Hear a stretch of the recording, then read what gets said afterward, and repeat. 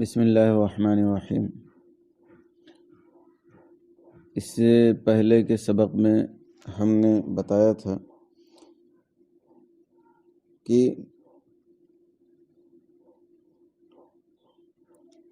قول میں جو اختلاف ہوتا ہے وہ منقول کی جہت سے ہوتا ہے، اور روایت میں جو اختلاف ہوتا ہے وہ ناقل کی طرف سے ہوتا ہے۔ اب یہاں پر مزید امام اعظم ابو حنیفہ علیہ رحمۃ و رضوان سے روایت کرنے میں قول کے اعتبار سے یا روایت کے اعتبار سے یا یہ کہہ لیجیے قول اور یہ منقول اور ناقل کے اعتبار سے جو اختلاف ہے اس کی 4 صورتیں بیان کر رہے ہیں، پھر اس کی مزید وضاحت کریں گے۔ لیکن ذکر بعدہ عن الامام ابی بکر البلیغی فی الدرر ان الاختلاف فی الرواية عن ابی حنیفہ من وجوہ، لیکن اس کے بعد امام ابو بکر البلیغی سے الدرر میں ذکر کیا کہ اختلاف روایت میں امام اعظم ابو حنیفہ علیہ رحمہ سے متعدد وجوہ سے ہے۔ اس میں ایک ہے کہ سماع میں غلطی ہو، یعنی سننے والا غلط سنے۔ مثال کے طور پر امام اعظم ابو حنیفہ علیہ رحمۃ و رضوان نفی، حرف نفی سے جواب دیں جب کسی چیز کے بارے میں پوچھا جائے، لیکن راوی پر اشتباہ ہو جائے تو وہ لا کو نہ سن پائے یا حرف نفی کو نہ سن پائے، تو اس طرح سے روایت میں اختلاف ہو جائے۔ یا دوسری صورت یہ ہے کہ امام نے کوئی قول کیا تھا اور پھر اس سے آپ نے رجوع کر لیا، تو وہ جو برابر حاضر رہا اسے رجوع اور عدم رجوع دونوں کا علم ہوا، اور جو صرف پہلی مرتبہ حاضر ہوا تو اسے صرف پہلا قول معلوم ہوا، اور رجوع جس سے کیا امام اعظم ابو حنیفہ علیہ رحمۃ الرضوان نے اس کا علم نہیں ہو سکا۔ تیسری صورت یہ ہے کہ امام اعظم ابو حنیفہ علیہ رحمۃ الرضوان نے 2 قول کیا، ایک قیاس کے اعتبار سے اور دوسرا استحسان کے اعتبار سے، تو اس طرح سے اختلاف ہوا۔ اور چوتھا یہ ہے کہ حکم کے اعتبار سے اور احتیاط کے اعتبار سے، یعنی اصل حکم کیا ہے اور انسان کو احتیاط کرنا چاہیے، اس میں دوسری صورت ہے۔ تو اس طرح سے یہ 4 صورتیں نکلتی ہیں جو امام اعظم ابو حنیفہ علیہ رحمۃ الرضوان سے اختلاف کی صورت ہے روایت کے تعلق سے۔ پہلی صورت دیکھیے، الغلط فی السماع، سننے میں غلطی، کہ امام اعظم ابو حنیفہ علیہ رحمۃ الرضوان سے جب کسی حادثے کے بارے میں سوال کیا جائے تو حرف نفی کے ذریعے آپ جواب دیں، وَيَقُولُ اللَّهُ، اور آپ کہیں لا يجوز، جائز نہیں ہے، فَيَشْتَبِهُ عَلَى الرَّاوِي، تو راوی پر مشتبہ ہو جائے، فَيَنْقُلْ مَا سَمِعَ، تو وہی نقل کرے جو وہ سنے۔ یعنی لا يجوز کہا لیکن لا نہیں سنا، اس نے يجوز سنا، تو اب اس اعتبار سے راوی يجوز ہی روایت کرتا ہے۔ تو یہ اختلاف کی صورت ہوگی کہ امام اعظم ابو حنیفہ علیہ رحمۃ الرضوان نے کہا کچھ اور انہوں نے سنا کچھ، تو اس اعتبار سے اختلاف ہوا روایت میں۔ ومنها ان يكون له قول قد رجع عنه ويعلم بعض من يختلف اليه رجوعه فيروي الثاني والاخر لم يعلمه فيروي الاول۔ اور اس میں سے دوسری صورت یہ ہے کہ امام اعظم ابو حنیفہ علیہ رحمۃ الرضوان کا کوئی قول تھا جس سے آپ نے رجوع کر لیا، اور بعض راوی جو یا بعض شاگرد جو امام اعظم ابو حنیفہ رحمۃ الرضوان کے پاس برابر آتے رہے، انہیں ان کے رجوع کا علم ہوا تو آپ دوسرا قول روایت کرتے، یعنی جو راوی ہیں برابر آتے رہے، غیر حاضر نہیں ہوئے، تو جو رجوع کرنے کے بعد جو آپ نے قول کیا ہے تو وہ قول آپ نے روایت کیا، اور دوسرا شخص جس سے رجوع کا علم نہیں ہو سکا تو وہ پہلا قول ہی روایت کرتا ہے۔ یعنی امام اعظم ابو حنیفہ علیہ رحمۃ الرضوان نے رجوع کے بعد جو دوسرا قول کیا، کسی راوی کو اس کا علم نہیں ہو سکا کسی وجہ سے یا حاضری نہ ہونے کی وجہ سے، تو اب مرجوع عنہ یہ قول آپ روایت کرتے رہے، تو اس طرح سے یہ روایت میں اختلاف ہوا۔ ومنها يكون قال احدهما على وجه الاستحسان والآخر على وجه القياس والآخر على وجه الاستحسان فيسمع كل واحد احدهما فينقل كما سمع، انتہا۔ اور تیسری صورت یہ ہے کہ دونوں میں سے ایک قول قیاس کے طور پر امام اعظم ابو حنیفہ علیہ رحمۃ الرضوان نے کیا، اور دوسرا قول استحسان کے طور پر، تو ہر ایک ان میں سے کوئی ایک قول ہی سنتا ہے، پھر اپنے اعتبار سے اس کو نقل کرتا ہے جیسا کہ اس نے سنا۔ یعنی امام اعظم ابو حنیفہ علیہ رحمۃ رضوان نے 2 قول کیا، لیکن ایک قول قیاس کے اعتبار سے اور دوسرا قول استحسان کے اعتبار سے۔ اب ہر راوی نے جو سنا وہ اس نے روایت کیا، یعنی قیاس کا سننے والے نے قیاس کا حکم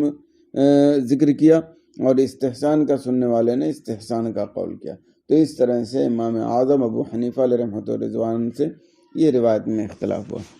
چوتھی صورت یہ ہے کہ وَمِنْهَا أَن يَكُونَ الْجَوَابُ فِي مَسْأَلَةٍ مِّن وَجْهَيْنِ مِن جِهَةِ الْحُكْمِ وَمِن جِهَةِ الْاحْتِياطِ فَيَنْقُلُ كُلٌّ كَمَا سَمِعَ۔ اور چوتھی صورت یہ ہے کہ جواب کسی مسئلے میں 2 وجہوں سے ہوں، 2 جہت سے ہوں، ایک حکم کی جہت سے اور دوسرا احتیاط کی جہت سے، تو ہر ایک جو سنے اسی اعتبار سے روایت کرے۔ یعنی ایک مرتبہ امام اعظم ابو حنیفہ علیہ رحمۃ رضوان نے کسی مسئلے میں اصل حکم کے اعتبار سے حکم بیان کیا اور دوسرے میں کیا ہے احتیاط کے اعتبار سے، تو اب راوی نے جو سنا اسی اعتبار سے روایت کیا۔ تو اس طرح سے یہ چوتھی صورت ہے اختلاف کی۔ امام ابن عابدین شامل رحمۃ رضوان فرماتے ہیں قلت فعلى ما عدا الوجه الاول يكون الاختلاف في الروایتین من جهة المنقول عنه ايضا لابتناء الاختلاف فيهما على اختلاف القولین المرویین فيكونان من باب واحد۔ میں کہتا ہوں تو اس اعتبار سے پہلی جہت کے علاوہ یا پہلی صورت کے علاوہ دونوں روایتوں میں اختلاف منقول عنہ کی جہت سے بھی ہوگا، کیونکہ اختلاف کی بنیاد ان دونوں میں دونوں مروی قول کے اختلاف پر ہے، تو اس طرح سے ایک ہی باب سے دونوں ہوں گے۔ یعنی یہاں پہ امام ابن عابدین شامل رحمۃ رضوان فرماتے ہیں جو پہلے بتایا کہ قائل کے ناقل کے جہت سے کب اختلاف ہوگا، منقول عنہ کی جہت سے کب اختلاف ہوگا، یا کب اس طرح کا قول کہیں گے۔ تو اب ان 4 صورتوں میں اس کی تطبیق کر رہے ہیں پہلی جہت کو چھوڑ کر کے اگر دیکھا جائے تو باقی 3 صورتوں میں منقول عنہ اور ناقل دونوں اعتبار سے اختلاف نظر آتا ہے۔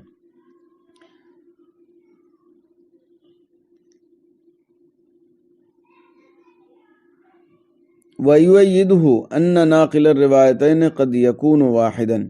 اور اس کی تائید اس سے ہوتی ہے کہ 2 روایتوں کا ناقل کبھی ایک ہی ہوگا، یعنی دونوں روایتوں کا نقل کرنے والا کیا ہے، کبھی ایک ہی آدمی ہوتا ہے۔ فَإِنَّ إِحْدَى الرِّوَایَتَيْنِ قَدْ تَكُونُ فِي کِتَابٍ مِّن کُتُبِ الْأُصُول، کیونکہ 2 روایتوں میں سے ایک کبھی کتب اصول کی کسی کتاب میں ہوگا اور دوسرا کتب نوادر میں، بلکہ کبھی دونوں میں سے ہر ایک کتب اصول ہی میں ہوگا، یعنی دونوں قول جو مختلف ہیں، الگ الگ ہیں، وہ کتب اصول ہی میں ہوگا۔ والکل من جمع واحد وهو الامام محمد رحمہ اللہ تعالی، اور تمام کتابیں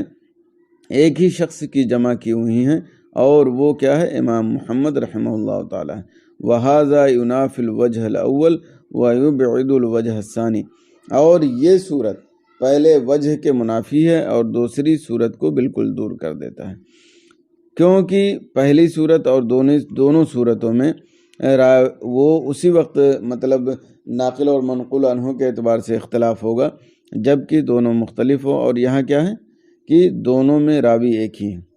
فالازہر الاقتصار علی الوجہین الاخیرین، تو زیادہ ظاہر اور بہتر یہ ہے کہ 2 اخیر کی وجہوں پر ہی اختصار کیا جائے۔ لیکن لا فی کل فرع اختلف فیہ روایہ، لیکن ہر فرع میں نہیں جس میں روایت کا اختلاف ہو، بلکہ ان میں سے بعض کبھی دونوں میں سے ایک کے لیے ہوگا اور بعض دوسرے کے لیے۔ لیکن ھذا انما یتعطی فیما یصلح ان یکون فیہ قیاس و استحسان او احتیاط وغیرہ، لیکن یہ اس صورت میں ہوگا جبکہ صالح رکھے یا صلاحیت رکھے اس بات کی کہ اس مسئلے میں قیاس اور استحسان ہو، یا احتیاط اور اس کے علاوہ احتیاط، یا یہ کہہ لیجیے اصل حکم۔ نعم یتعطی الوجہان الاولان فیما اذا اختلف الراوی، ہاں پہلی 2 صورتیں ہو سکتی ہیں جبکہ راوی کا اختلاف ہو،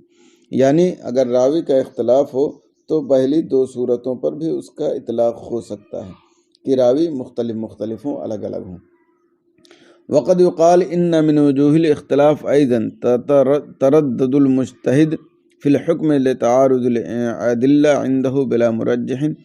او لاختلاف رايه في مدلول الدليل الواحد،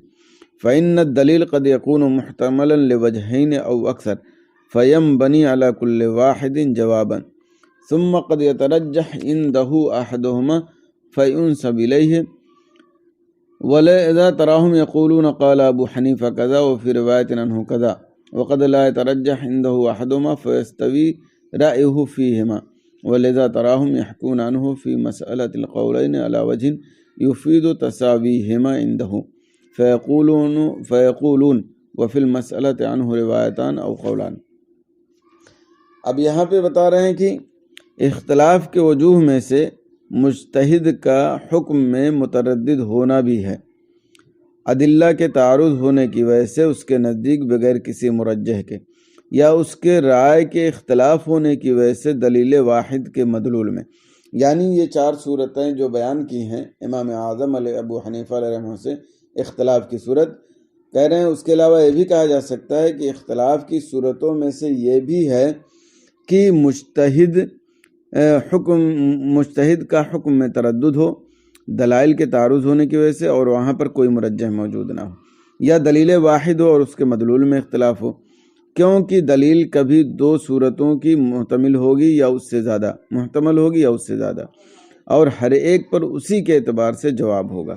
پھر کبھی مجتہد کے نزدیک ان دونوں میں سے ایک راجح ہوگا تو اس کی جانب وہ قول منسوب کر دیا جائے گا، اور اسی وجہ سے آپ دیکھتے ہیں کہ فقہاء کرام کہتے ہیں قال ابو حنیفہ کذا وفی روایت عنہ کذا، تو یعنی جب تردد ہوتا ہے امام اعظم ابو حنیفہ علیہ رحمۃ و رضوان کو، لیکن